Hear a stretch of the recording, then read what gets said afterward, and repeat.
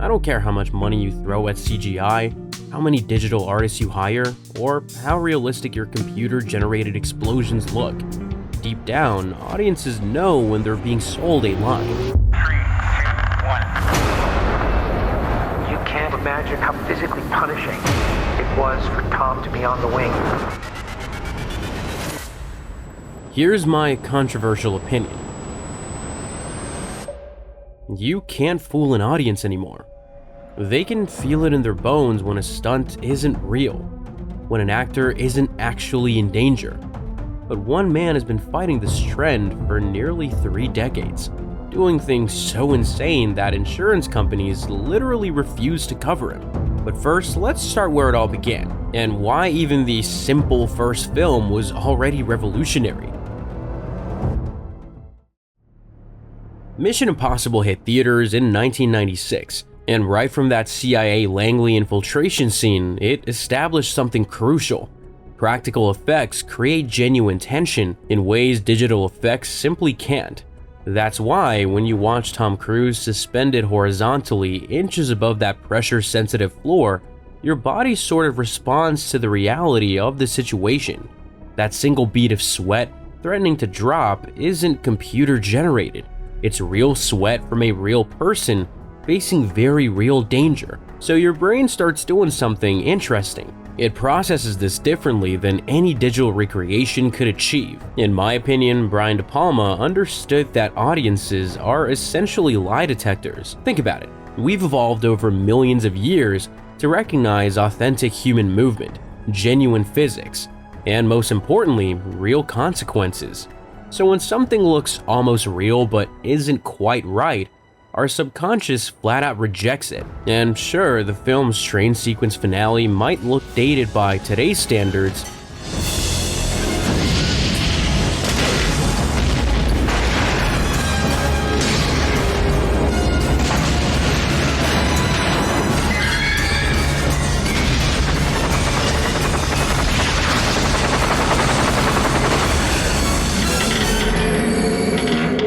but here's what's fascinating. It still feels more dangerous than most modern action scenes because everything you're seeing actually happened. Real helicopter, real train, real physics, and real risk. But surely a franchise couldn't maintain this approach as budgets got bigger and technology advanced. Except the second film decided to go completely insane. Mission Impossible 2 is often dismissed as the franchise's weakest entry. You know the accusations: too cheesy, too over the top, too much slow motion, and doves flying everywhere. But that completely misses the point, in my opinion. I think John Woo's 2000 sequel is absolutely brilliant precisely because it wasn't trying to be subtle. It was trying to be the most ridiculously over-the-top action film ever made, using entirely practical methods. And honestly, it's a complete marvel of practical filmmaking. Think about those motorcycle scenes where Tom Cruise and the villain literally joust in midair. Those motorcycles are actually flying through space.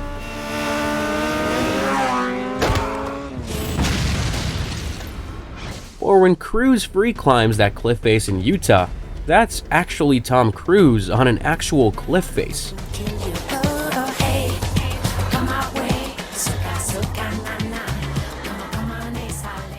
And fun fact, the film's opening sequence has him genuinely injuring his shoulder during a jump between rock formations. What makes Mission Impossible 2 brilliant in hindsight is how it weaponized practical effects to create genuine impossibility. The action is so extreme, so physics-defying that it shouldn't work. But because everything is real, from real bikes, real explosions, and real human bodies moving through real space, our brains accept it. The film's philosophy, in my opinion, is pretty simple. If we're gonna be ridiculous, let's be ridiculously real. And that commitment to practical absurdity created something no CGI could replicate. And that's genuine awe at human capability pushed to cartoon extremes. You'd think this approach would become unsustainable as the industry moved toward digital everything. But instead, something unexpected happened. By 2006, when Mission Impossible 3 arrived, the the film industry fully embraced the digital revolution. This was the same year Superman Returns relied heavily on CGI.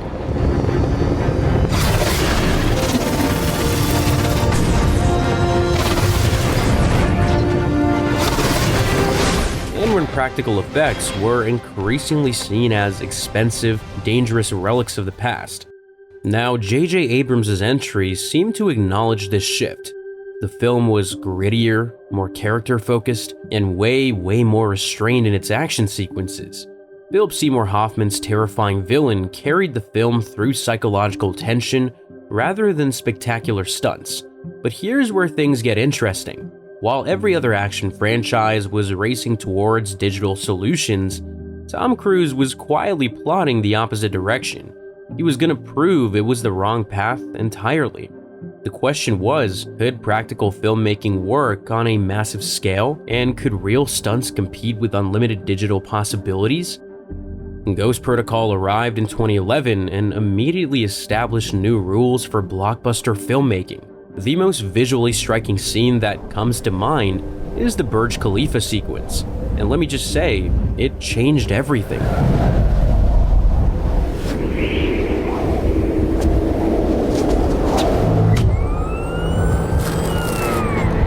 You've got Tom Cruise, 2,717 feet above the ground, clinging to the glass exterior of the world's tallest building with nothing but suction gloves and a prayer.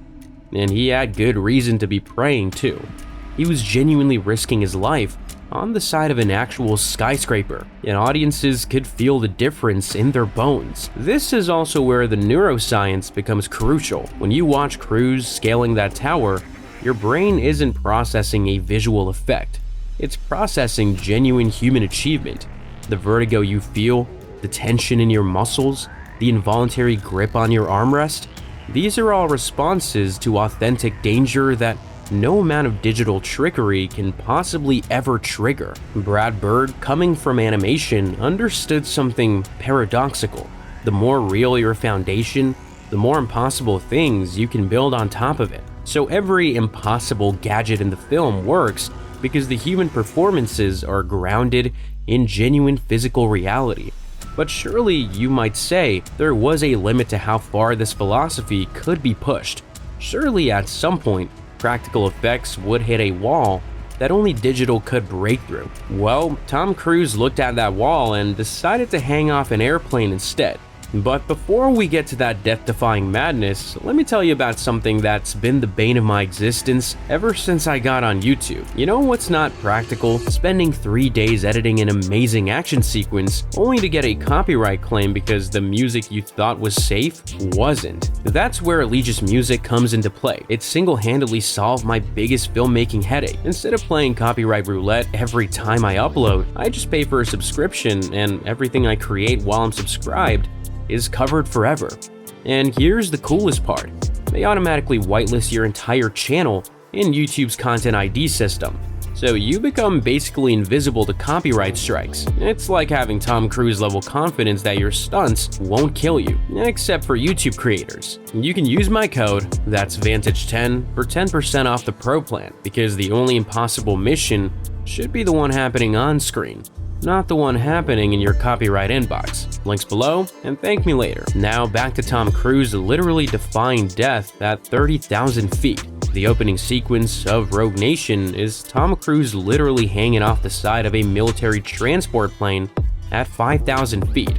No green screen, no digital double, just a 53-year-old man gripping metal while traveling at 185 miles per hour.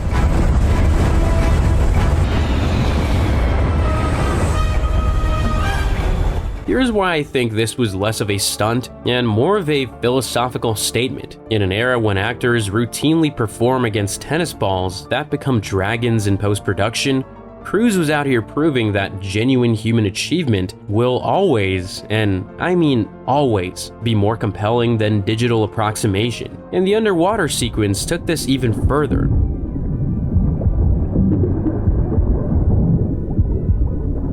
Instead of holding his breath for 30 seconds and letting CGI handle the rest, Cruise trained to hold his breath for 6 whole minutes. Now, if Google is anything to go by, the average person can do anywhere between 20 seconds to 2 minutes. So to say that Cruise would have a winning edge would be an understatement.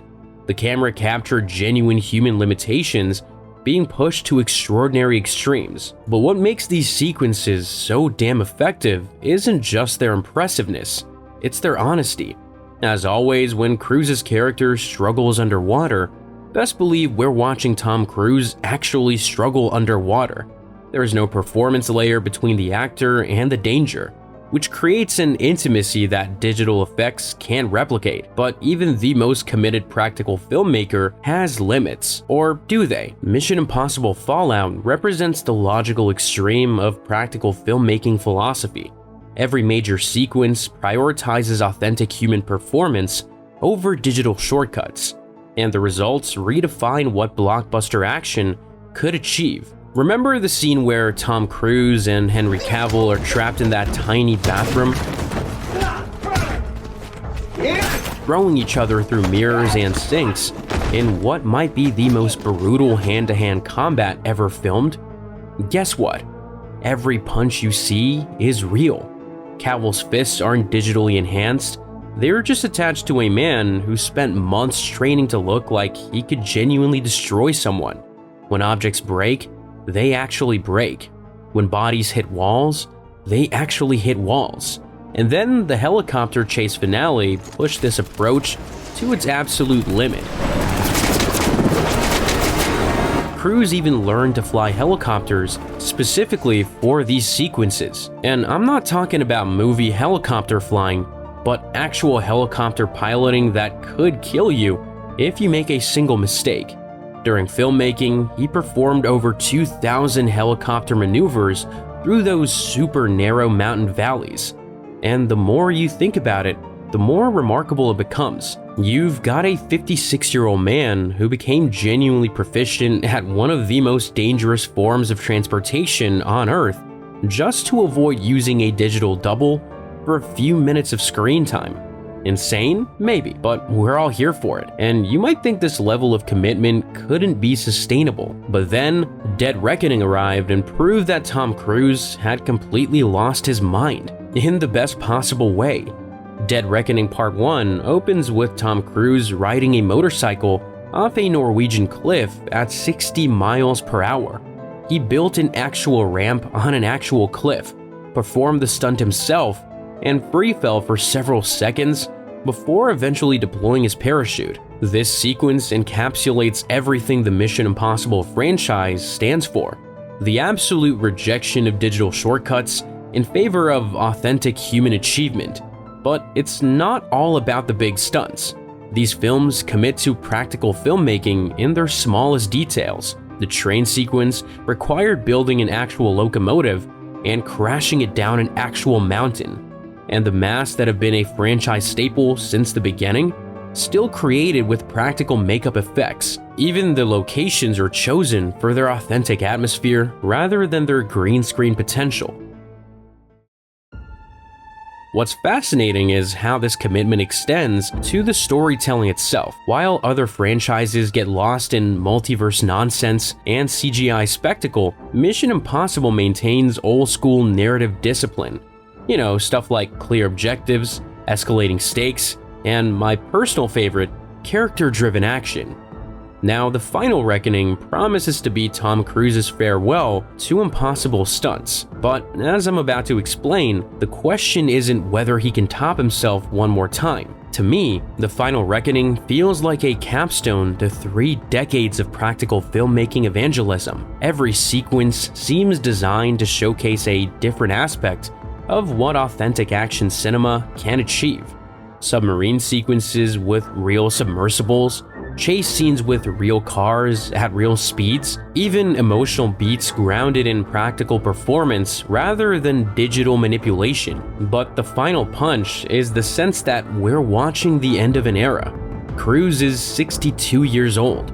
At some point, even his superhuman commitment to practical stunts will yield to human limitations. But here's the thing, the Mission Impossible approach is starting to influence the wider industry. Directors like Christopher Nolan, Denis Villeneuve, and George Miller have all embraced practical effects in their blockbusters, often citing Cruise's work as inspiration.